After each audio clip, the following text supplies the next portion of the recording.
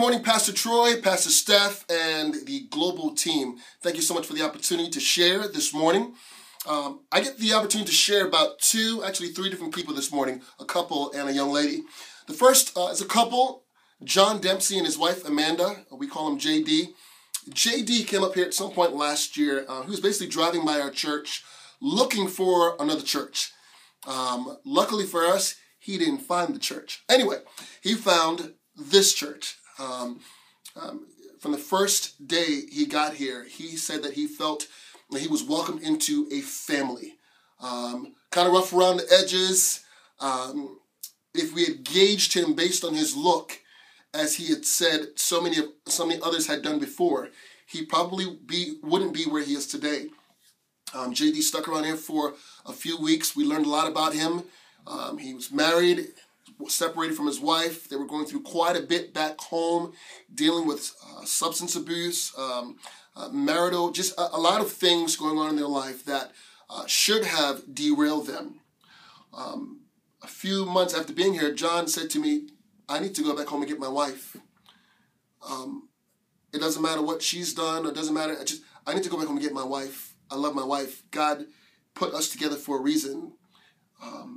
And after careful direction and etc., he went back to the Midwest and, believe it or not, came back 2 weeks later with his bride. And it was a rough start getting back together, watching them transition. Satan was really out to completely destroy them. I'm really happy to say that almost a year later, they are fully restored. God is doing so much in their life. JD serves passionately on our facilities team here, our First Impressions team. JD is such a part of the heartbeat of this campus. When you visit, you won't miss him. He'll make sure that you don't miss him. And his beautiful bride serves in our preschool ministry. And it has just been so amazing seeing God do what he's done in their lives. And now they're actually waiting the birth of their first child, a baby boy. So continue to pray for JD and Amanda and all that God's doing in their lives. I also want to brag on a young lady. Her name is Desiree Ramos.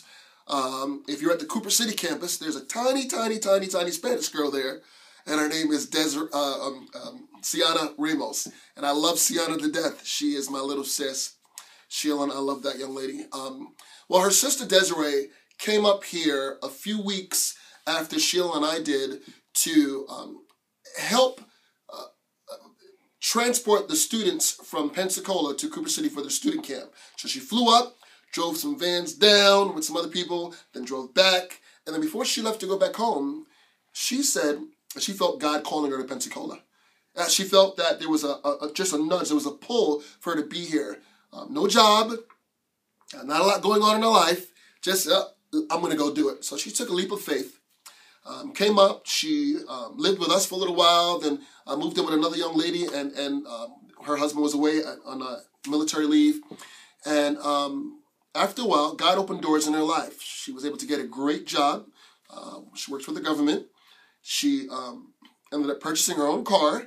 She's living in her own place. And God has truly matured her and taught her so much about herself while she's been here. And we are all extremely proud of her. And the reason why I'm sharing this is a position opened up in her job back home in South Florida. And she's going to be leaving here this weekend to head back home. And it's a little bittersweet, but more sweet because we know that this is a young lady that completely stepped out on faith. God transitioned her life. God opened doors in her life that only he could open. And now she's coming back down south, mature, a stronger leader, and ready to help out in so many different areas. So be praying for her.